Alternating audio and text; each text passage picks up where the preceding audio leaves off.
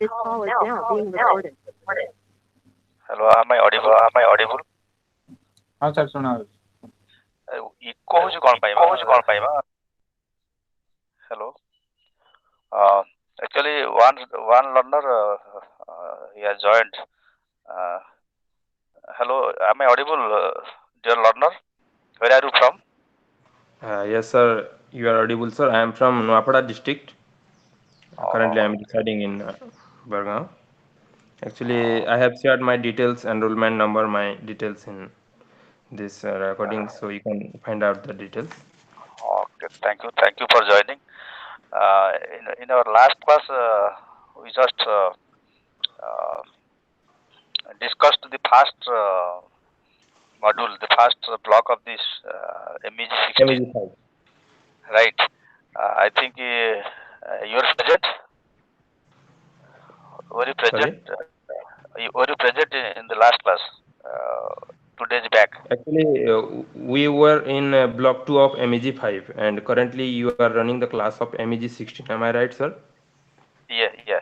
And you were you present in my last class?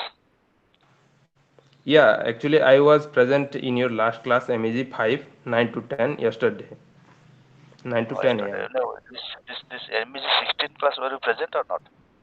16 class, No. this is my first class. That is the Oh, module block number 3, I think.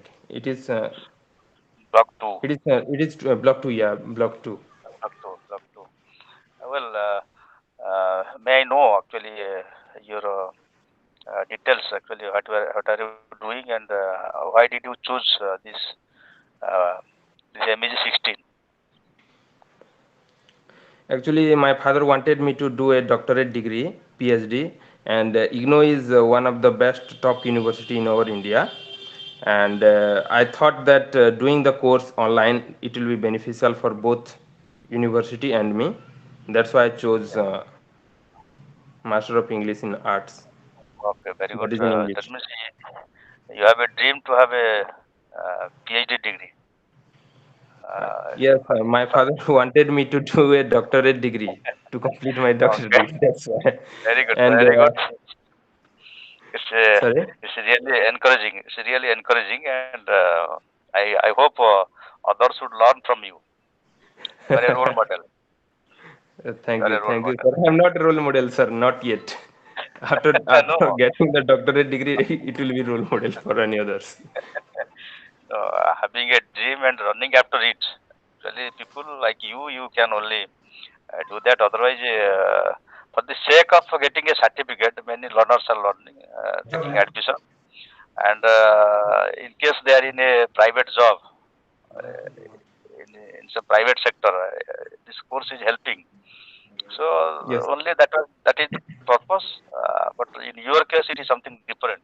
That is why it is very motivating, encouraging, and I hope your dream should be fulfilled with the IGNO, and let us see when it is getting fulfilled. sure, You sir. should inform Actually, me. Uh, yeah, you should. true to be honest, sir. True to be honest, sir. Master's degree is the only degree which Yeah. enable you to get into any job. Means private sector, whether private sector or whether it is government sector. Government is doing good, sir. I think Okay. means and getting a government job is not easy though, but it is very good. Means Hmm. getting private government job is equally as compared in this modern era in Actually, 21st century, I think it is yes, we are yes. in. Actually, Am I right, sir? yes. Absolutely, you are right. May I know actually what was your background in graduation? In arts or commerce or science or any other um, streams? Actually, I have done a bachelor of technology BTech. Technology. In the year 2015. Actually, I tried several times in private sector job. I didn't get any job at that time because I was not speaking a single sentence correctly in English. That's why, yeah, You are now that's why very most of, fluent. no, no, I'm not Okay. fluent currently. Actually, after getting the degree, actually, I will be fluent, I think. You know, absolutely you are right, but You are very confident, I think. Um, and as far as the fluency is concerned, actually it requires an environment. So Yes, sir. once you are getting into a job or particularly in a maybe private sector or any where actually doing a uh, you are leading and doing something and communicating. So if you are communicating every day, so that's boosts your communication skill, and you are doing something extraordinary there.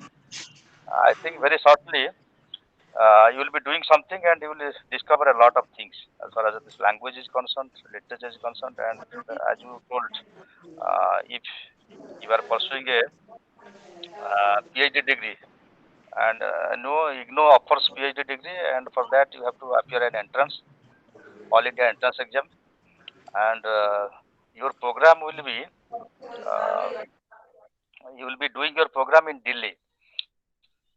So that is a central program. In regional centers, actually, this offer is not given. Only at Delhi, PhD program, research program is going on, and for that you have to appear an entrance test. And in order to qualify that entrance test, better you should sincerely pursue this MEG program. At the same time, you should learn some of the basics of literature, right? Particular literary terms, forms, movement, literary history, uh, literary criticism, theory. So a lot of things if you learn, definitely you are getting that entrance test. And at the same time, I do not know how far is your language skill. Language skill means your writing skill. If your writing skill is good, so definitely you are um, becoming successful, and your dreams are going to be fulfilled. So So I'm yes, requesting your blessing, sir, so that I can get ahead in my life. And actually, yes, yes. yes, sir. You And deserve, thank you so right? much for motivating me and giving me the light of getting things done in central program PhD. Yes, yes, yes. You are a deserving candidate, I hope, because very few learners like you. You have a bigger dream, and I think if you are Not a sincere bigger enough. dream, like, sorry, getting a doctorate No, no. degree is not a bigger dream right now, Yes, but I yes, hope yes. I think it will be. You are right. You are right, but you are also wrong at the same time. Why? Because getting PhD degree in other subjects and in English, there is a difference, hell and heaven difference. Getting a PhD degree in English is not a small matter, not at all a small matter. So that is something outstanding, an outstanding achievement that one can achieve. Because English PhD actually it requires a lot of hard work and also a lot of exposure. At the same time, also it requires a lot of money to spend. Okay, so if you cannot spend, if you cannot make hard work, if you cannot get exposure, right kind of exposure, not at all easy to pursue this actually PhD program in English. So that is something different. I think you will discover in course of time what sort of hard work does it demand. Uh, that is why while choosing honors nowadays, actually you might have seen students actually they first choose easy honors like Odia, history, India, particularly in art subjects. And then last option is becoming English. Why? Because English requires a lot of hard work, and the students are scared. They are scared of this actually when they hear this word English. So they are scared, and it becomes last option, and many students they give up.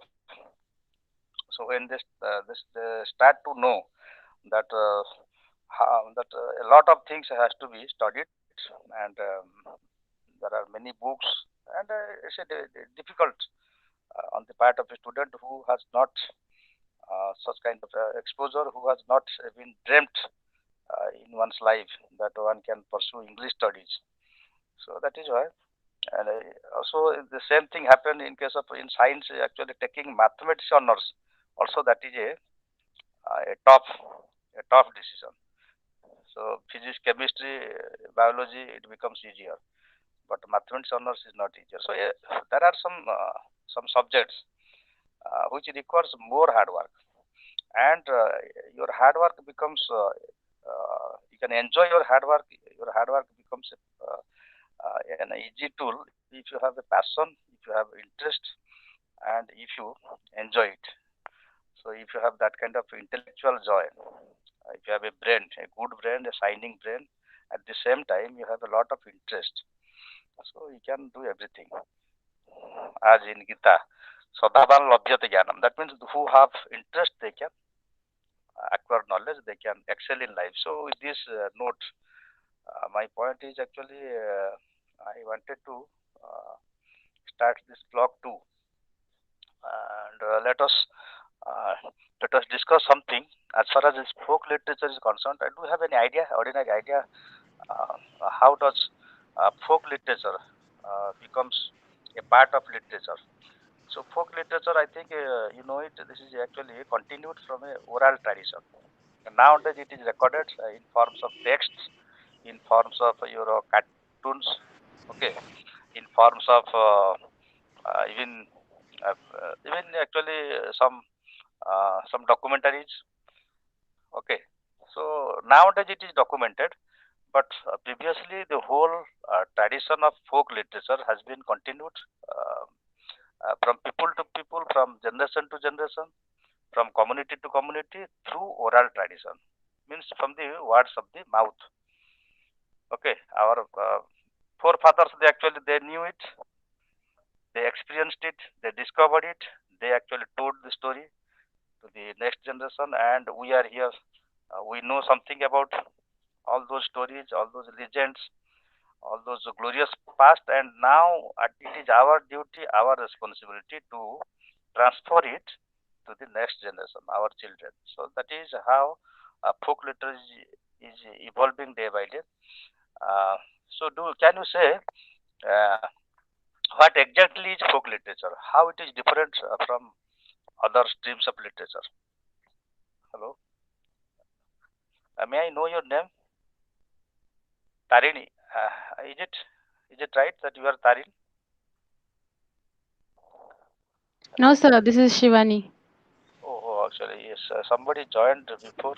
Oh, you were also. I think yes, you were present in my last class. Yes, sir. Yeah, actually, my name is Pratik. Actually, it is Yes, uh, yes, Pratik, Pratik, yeah, yes. Pratik. It Uh, is seen as Poco MT, M2 in your. It is okay, my mobile brand name, but my actual name is Pratik oh, Kumar. Pratik Kumar. okay, But okay, okay. actually, I have gone through the some details regarding folk literature. But I am not thorough about it because the tentative exam of date of MA in English is going to be held on 8th of February this year.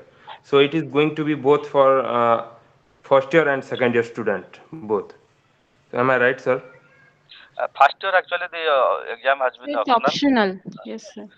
The exam has been optional for second year. It is mandatory, and you have to appear your exam if you are in second year, Yeah, I right? actually am in second year of my batch. You have So to I appear. should appear for second year examination. Actually, I have to let it to go for first year exam. Am I right, sir? First year exam you did not appear first year. Have you appeared or not? No. Actually, my Hello. exam has not been scheduled for at least once in my academic calendar. That's why the first year has not been appeared. I have not appeared for it. First year exam actually you I think it is optional for you. You may appear, you may not appear, but second year exam you have to appear. Okay, Sure, and sir. I will appear for the uh, second year examinations. depending on your performance in second year, actually you will be given the certificate. Right. Actually, the point actually again, a very important point is that uh, when the IGNO makes it optional, that doesn't mean you will not read. If you do not read, then definitely actually whatever dreams you have as far as your job perspective is concerned, actually it is not going to be fulfilled. So unless you acquire knowledge, you see a lot of things you are leaving, you are overlooking. If you are not reading the first year course or the first year material, so you are missing something. So better, Actually, better. sorry to interrupt you, sir. Yes, Actually, I have already studied the first year course MEG 4, 1, 2, 3, with MEG 1, MEG 2, and MEG 3. British poetry, British drama, British novel, and the there aspects is of a language. language. There is some aspects of Yeah. language in there.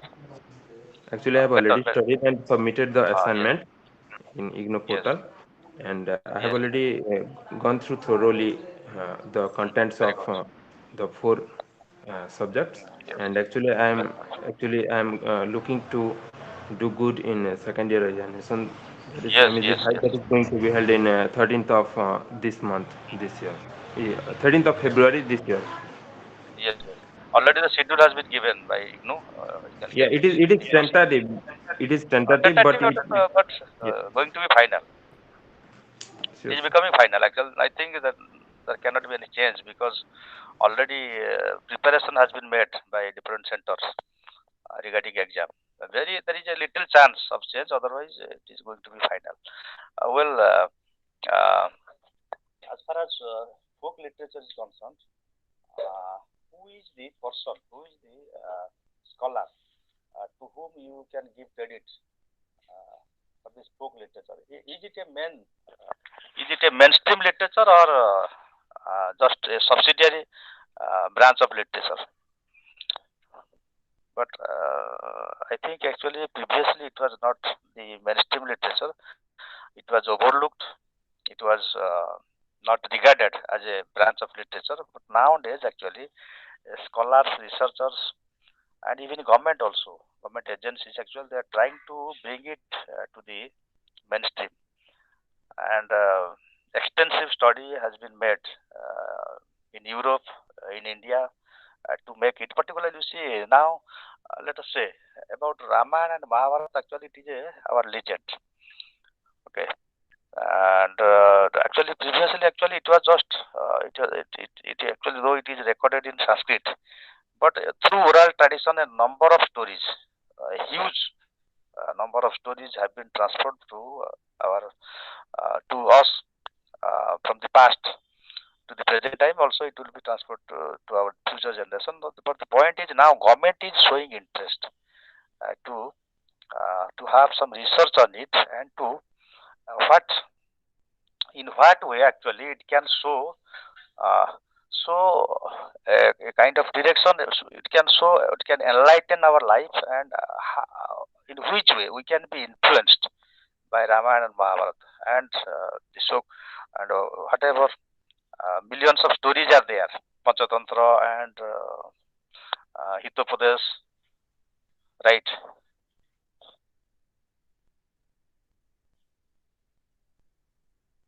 Somebody actually is requesting me to admit, but I don't have uh, that facility. So please let me give a message that Dalai Babu will do it.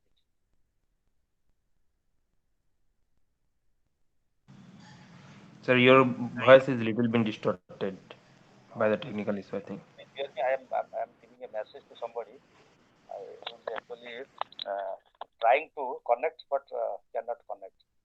And Professor Dalai will actually admit.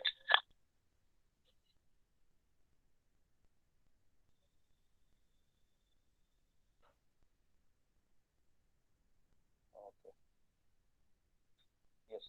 Uh, so as far as folk literature is concerned, folk actually I think I have already discussed it. Folk means people, lore means knowledge, and the literature is which is recorded and which has a theme, which has something moral lessons, which has something um, something a human concern, uh, and which is transmitted, may it be oral, may it be in written words, but it has a message for the readers. And as far as our legends are concerned, as far as our stories are concerned, our myths are concerned, and we have been the whole society in all ages, we have been influenced a lot, and in a number of ways, uh, we are admiring it. We are trying to emulate some of the teachings that that is imparted through this folk literature.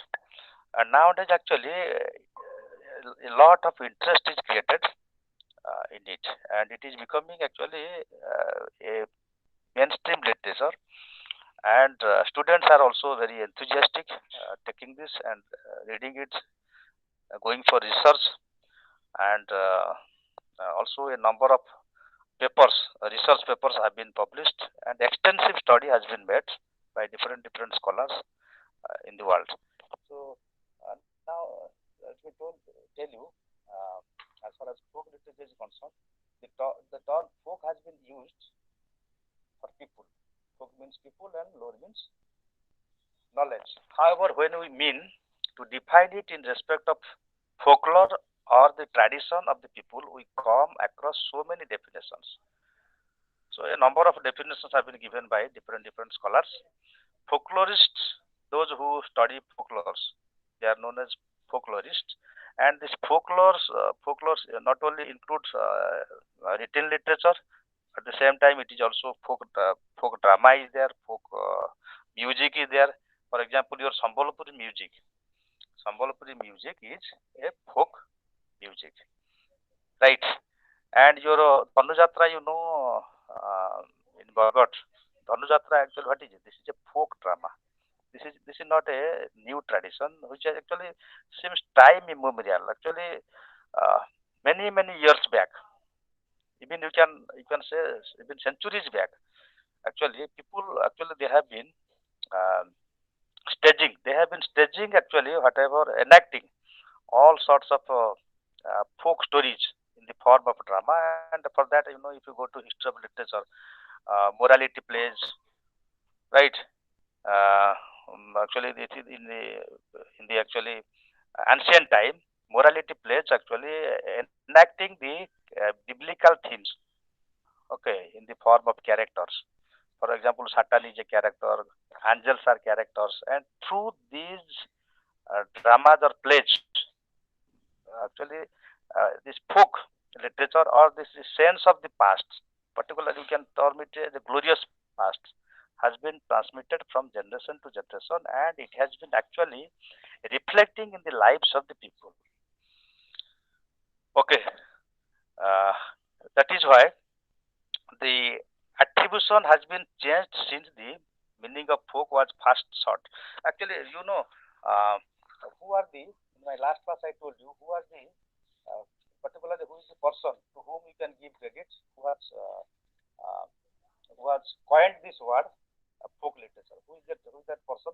Can anybody name? It is the British antiquarian William Thomas, and the year goes back to 1846, right?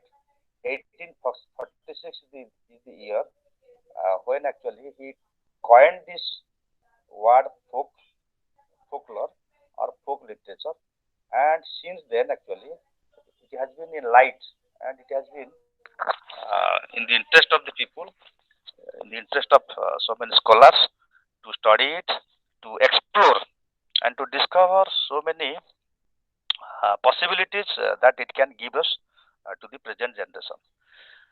He claimed that folklore was a tradition based on any expressive behavior that brings a group together. Folklore cannot be explained in absence of the people. That means people, they are involved in it. It is not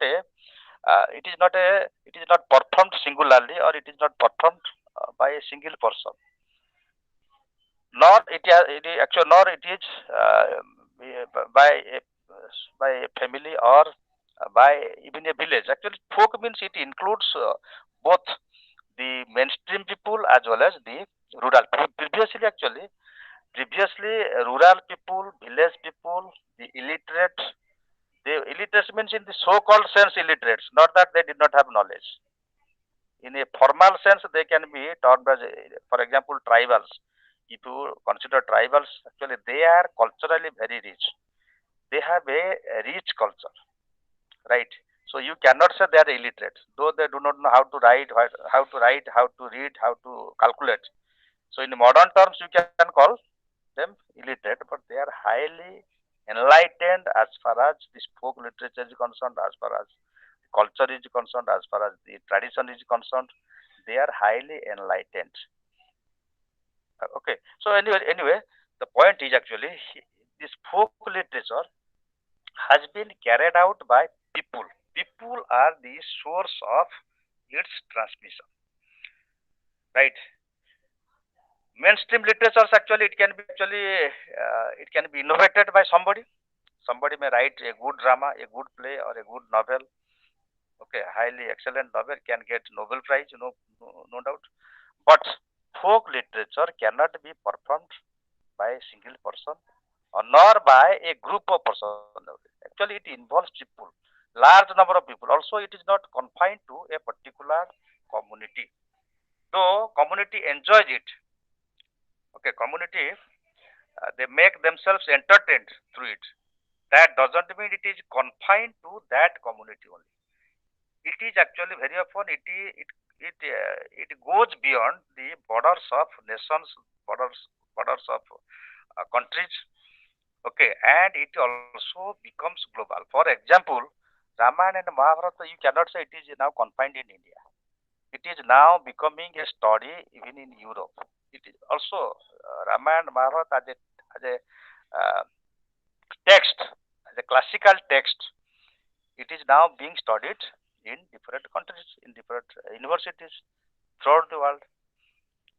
Okay, so you cannot say that it is only confined to a particular region, particular geographical setting.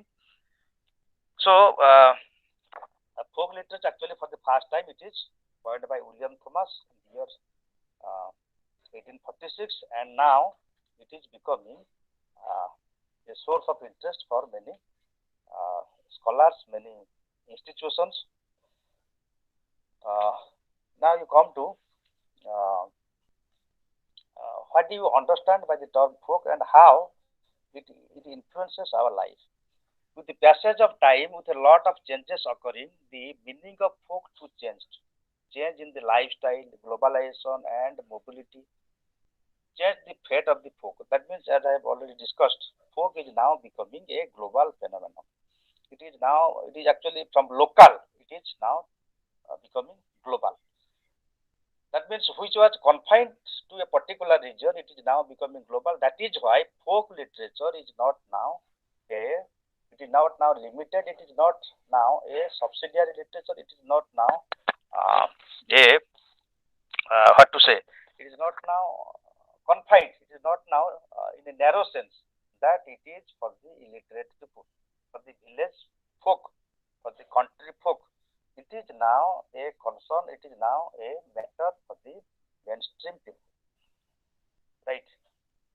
Now it is a global that is a global interest and that is a global study. There is also a global acceptance as far as folk literature is concerned. Not only that, there is also a global business in it. Global business, how it is global, becoming global? You see the stories of Panchatantra and the other stories in Ramayana. So whatever stories, whatever uh, may be from India or any other parts of the country, now it is actually in the animated form. It is manufactured, okay, in cartoon form, and it is now sold in the market. So that is why it is also now becoming a source of income. It is now becoming a business tool. So in that way, it is becoming global. And when somebody is entered in internet, when somebody, sorry, when something or some companies, they are actually making it uh, in digital form, in the soft form, and uh, they are now actually giving it in the internet for, for the access of the people in different parts of the world. So it is also creating business. There is also a copyright in it, involved in it.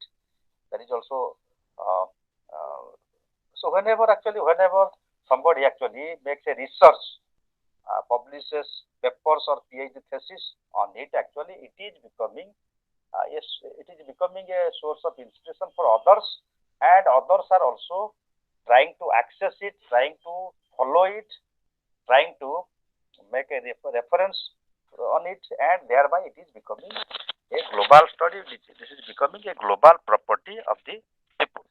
It is becoming a global property. From local, it is becoming global. So that is how, in the postmodern times, there has been high interest in the study of folk literature or folklore. For example, Sambalpur dance. Actually, some days back, I was going through the newspaper and I got to know that it is actually performed in Paris. It is performed in London. It is performed many parts of the world. So, in a way, you can say that it is now. It is not in a narrow sense. It is not confined to illiterate people. It is now becoming a global. Um, it is becoming global, and it is creating high interest everywhere. And now you come to another aspect. There is something actually. Let me mention a name.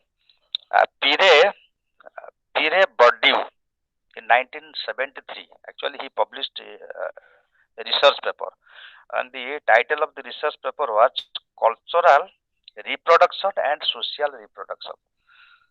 Biologically, we know what reproduction is and how reproduction um, is responsible to for the continuity of life.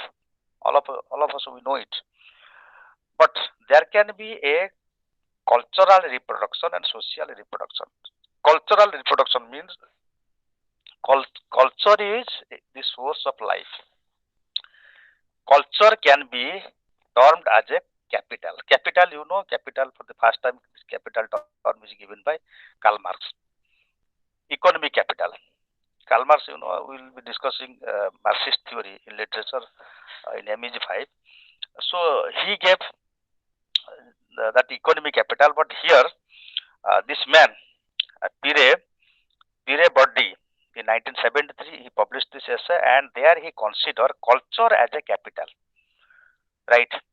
How culture is a capital, and how culture is capital, because culture is something that day also I was saying as Matthew Arnold says, culture means what is thought, what is the best that has been thought and propagated in the world.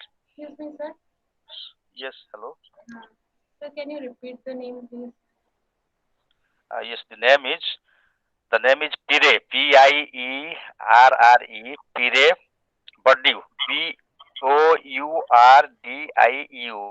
a French anthropologist, sociologist, not anthropologist, a French sociologist, Pierre Bourdieu, Bourdieu, Pierre Bourdieu, 1973. Actually, he published this essay, Cultural Reproduction and Social Reproduction, where actually he termed culture as a capital, and accordingly nowadays in postmodern theory, we say culture capital means whoever has any culture. Actually, no society is without a culture. Man cannot live without culture, and if culture dies, actually the whole humanity will die.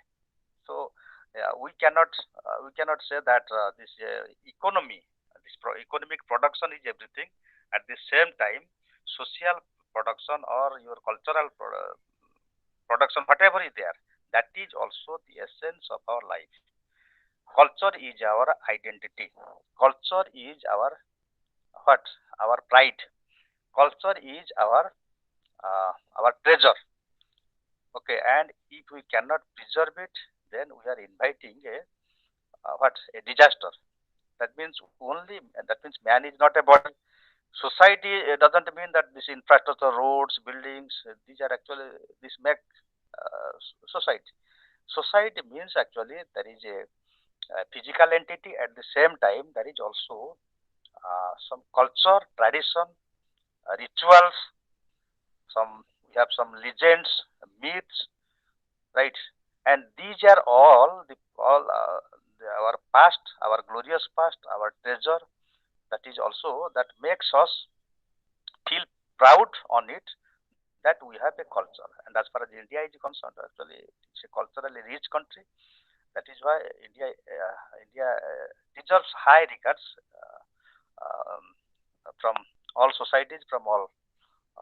That means it also attracts global attention uh, throughout the world because of this um, cultural treasure that we have preserved, in spite of the fact that is why very often actually we come across another term when we discuss this actually um, folk literature. Sanskritization is responsible for preserving our culture. Sanskritization, very often it is criticized by Dalits, criticized by the Ambedkarites, criticized by the Marxists, many modern philosophers, scholars. They criticize this term. They say Sanskritization means Brahminization.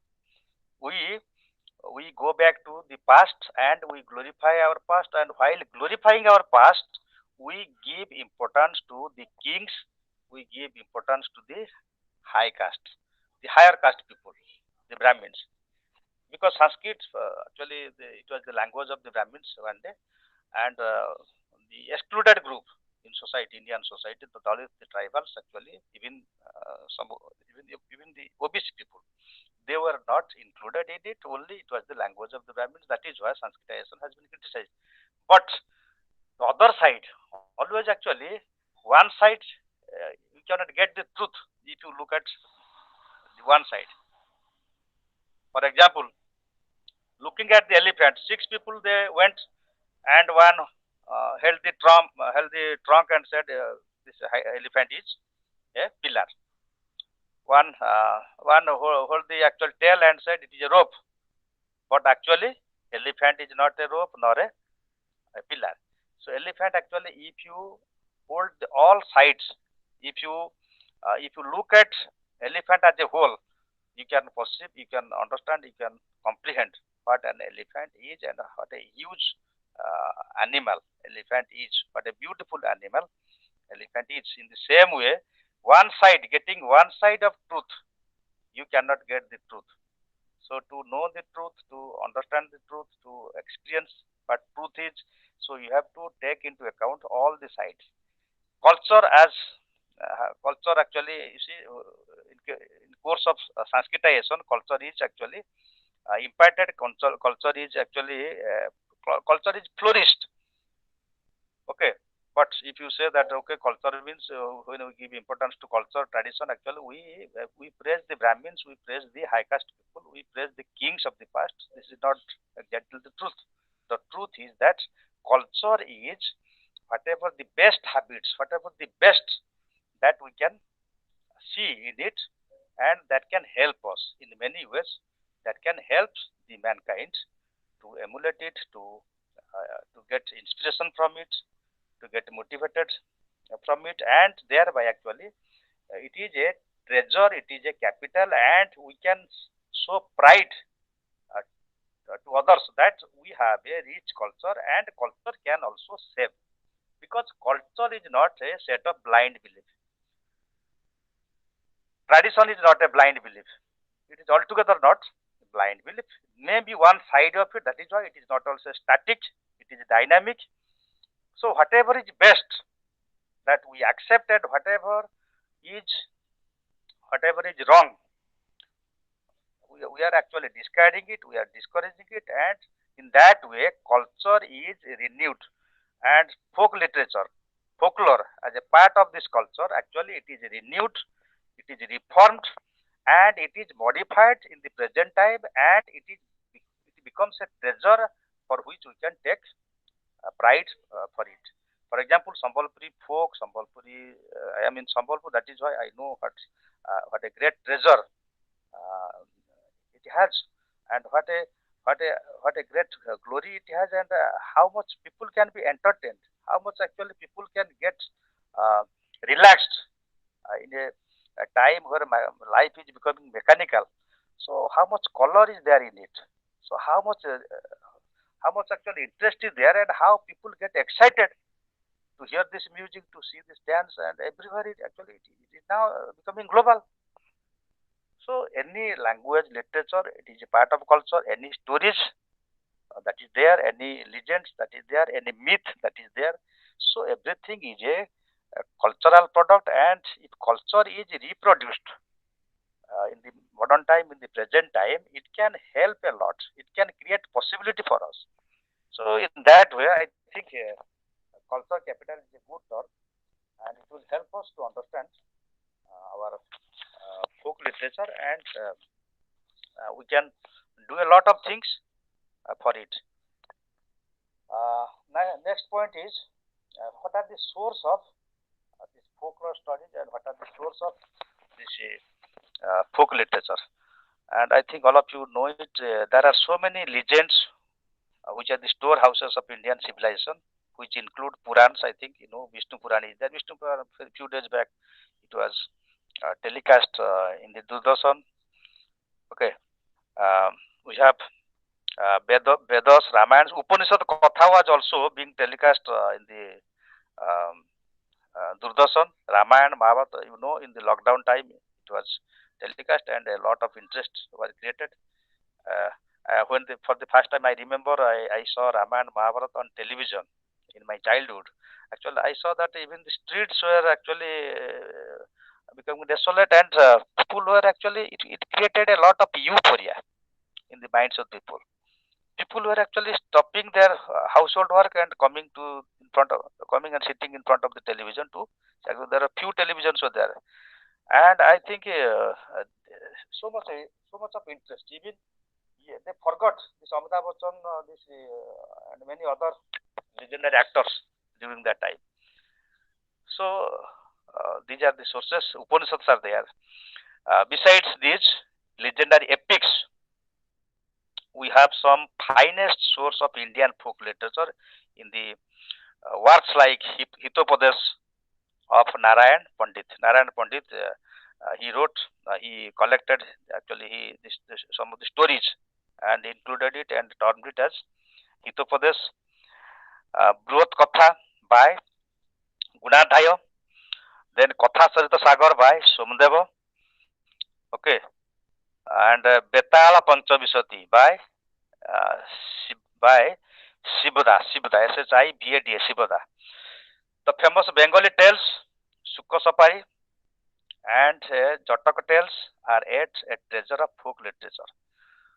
Again, another important thing is Palla. I think all of you, almost Odia students, you are Odia learners.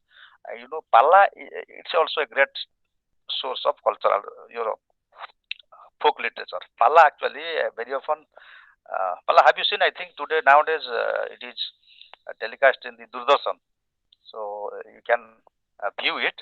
Palla means actually it is there are some tales there are some legends actually. It is through how the poets they have rewritten these tales in the form of poetry, and these when they present a legend, when they present for example Abhimanyu Badha, okay, or Ramayana Katha, whatever, they have different subjects, and accordingly whatever great scholars or great poets like Kalidas, Bhanja, this Gangadhar Meher, and many other writers, other poets. So taking their verses, taking their actually poetry, their finest lines from their works, they present the story, reciting the Sanskrit slokas, the Odia poems, and it is a beautiful form, and particularly the old people they enjoy it. As I was a child in our area, actually, it was regularly held, but I was unable to understand. Nowadays, I understand the importance of these uh, folk literatures. Jatra is another important thing. Jatra, particularly Bhos drama. Bhos West drama Bengal, is, I'm pretty sure. yes, Bhos drama or Gitinatya. We say in our Odia, Gitinatya. Um, your Jagannath Gitinatya means how Jagannath, Balabhadra, they are going and helping this Manikya. Uh, Manikya, like that, how they are helping the people. And another important thing is Jatra. Jatra means sometimes it is in the form of uh, horse, horse drama. Sometimes also it is play, accurate play as it is. These are also source of folk literature. People were enjoying it. I think today that tradition has not disappeared. It is also somewhere, particularly not in the East Odisha, in coastal belt actually. Yatra is a source of income for many. many parties, many actually companies are now Eastern Opera. You see, so Somaranjan Patnaik, he has opened Eastern Opera, and accordingly he has funding many actors, and accordingly this is becoming a source of income. Another important, I think I remember puppet dance. I think you know it, puppet dance. Puppet dance means the wooden idols. Actually, they were given a form, an attire, and they were dressed. And accordingly, stories were Kedar Gauri. I have seen in my childhood as Kedar Gauri story. Okay, how that love tragedy took place. So it was performed through puppet dance. So these are actually it was meant for the village people, but now it is becoming a study by the mainstream people. It is not confined there. Today, I think in some reality shows, today also some um, some entertainers, some some dance group, okay, or some people they are also performing it and accordingly also getting recognition.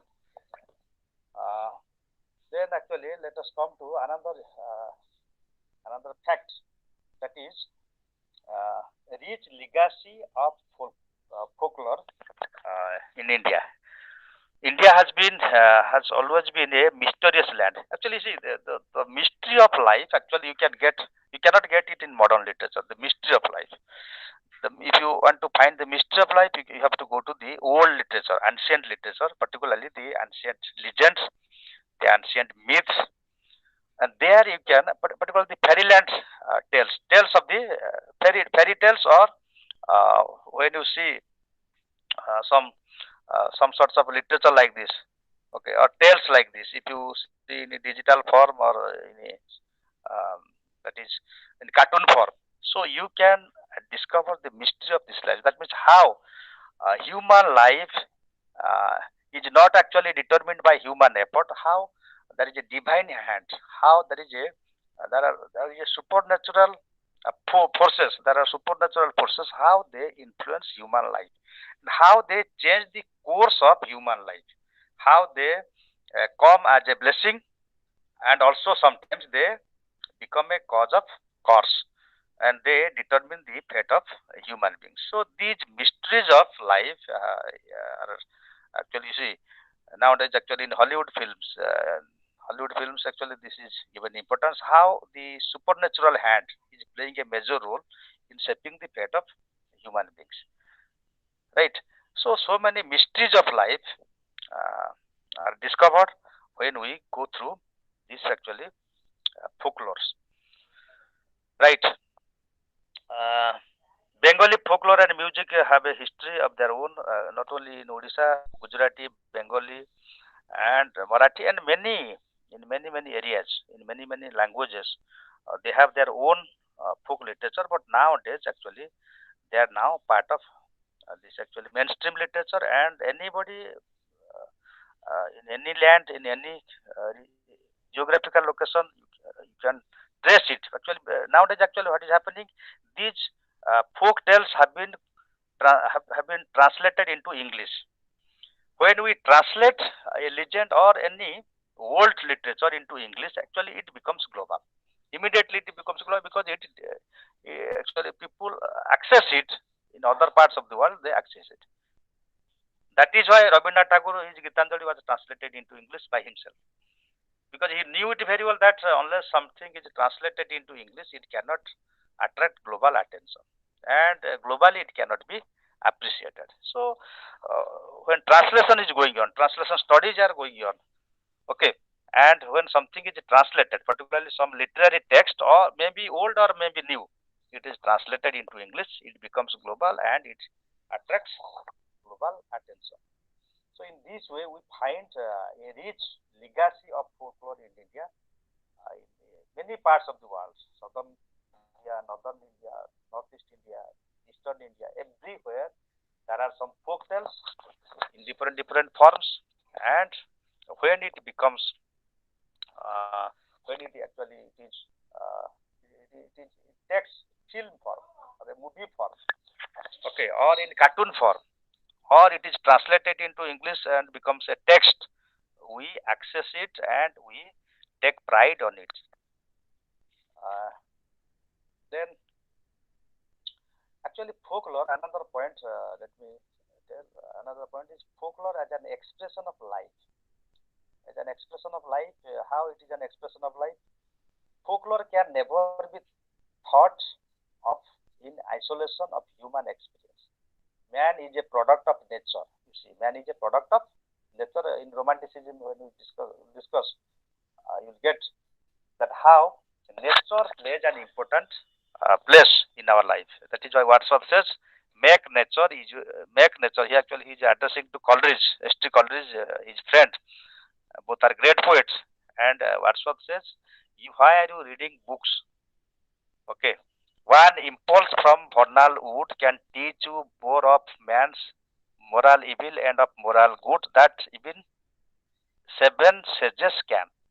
That means one impulse from, that means how one impulse from vernal wood or nature can teach you more of man's moral evil and of good. That means how nature, an impulse from nature can teach you more than thousands and thousands of books that you can read and that you can be enlightened. So nature can enlighten your life, nature can guide your life. That is why Wordsworth says, "Make nature as your guide, guardian, and philosopher."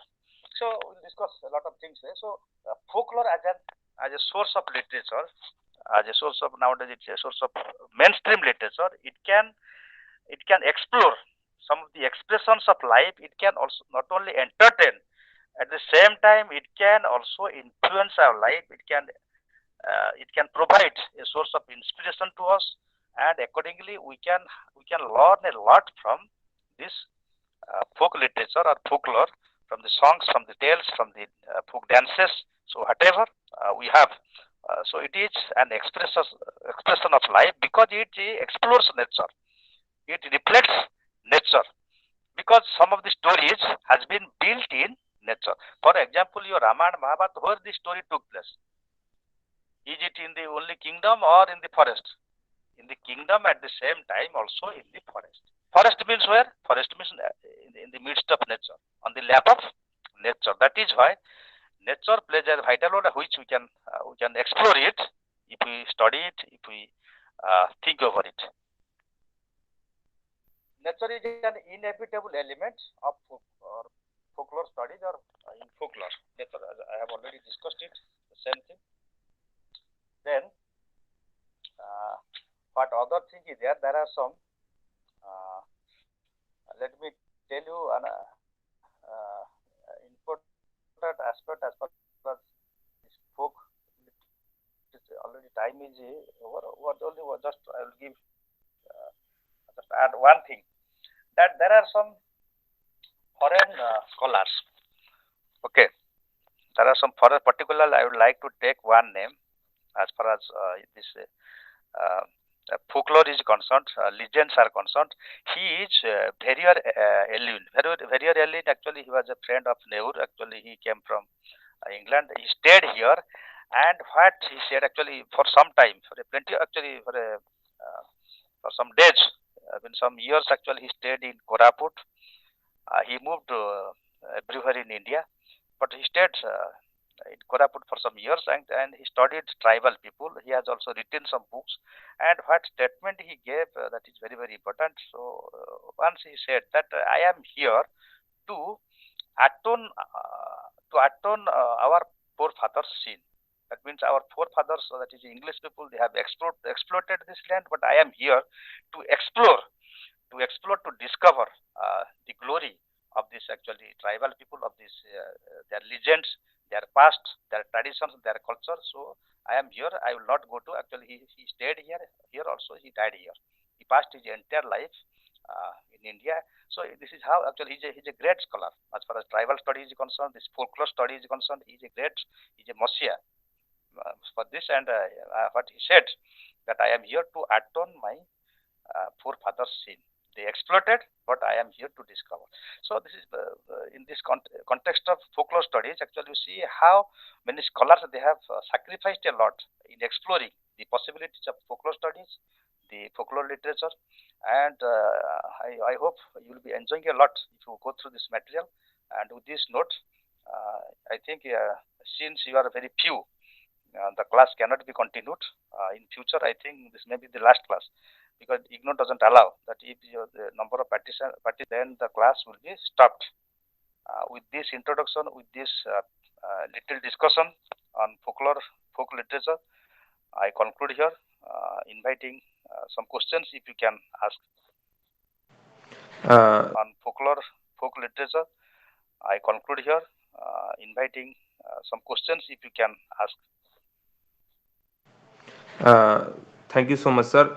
Actually, I request to your technical team to send a message or email to the particular candidates who are in second year so that number of people of participants can be increased.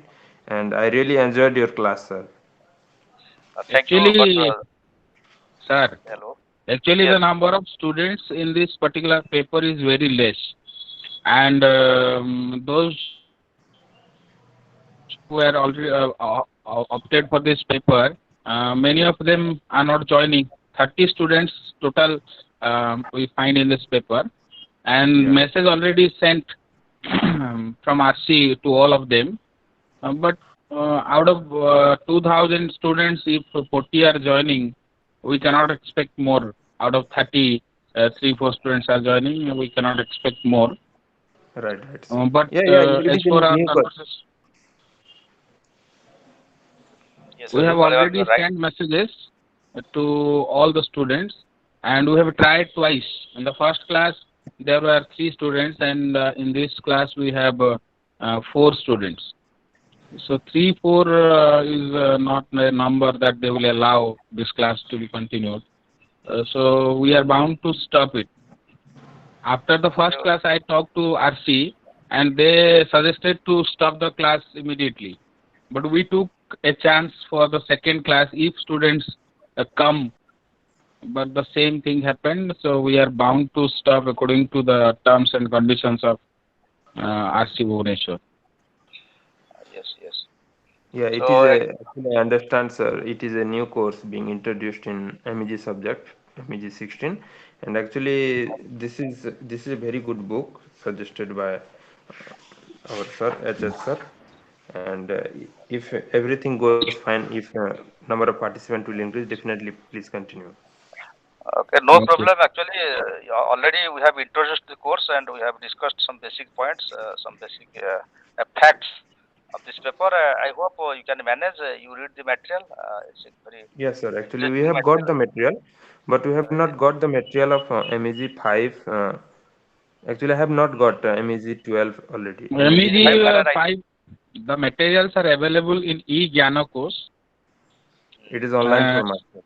Online. Online. If you have not received, it is better to download and go through the material. At least while the classes are going on, if you go through the materials, you can have all your doubts cleared. Sure, sir. Actually, it is convenient to have the printed materials in. Okay, that is I good. understand. I understand that printed material will be convenient to go through. It is handy and you can read comfortably. But it's not received yet. You can write a mail to RC Bhubaneswar regarding that.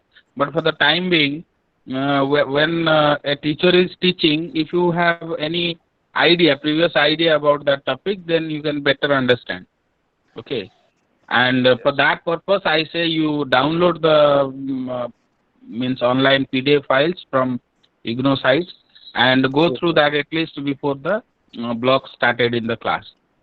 Sure, sir. Thank you, sir. Okay, thank you Okay, all. sir, we will stop as the time is already over. We will start the next class. Okay, thank you all. Thank you, sir. Thank you, sir.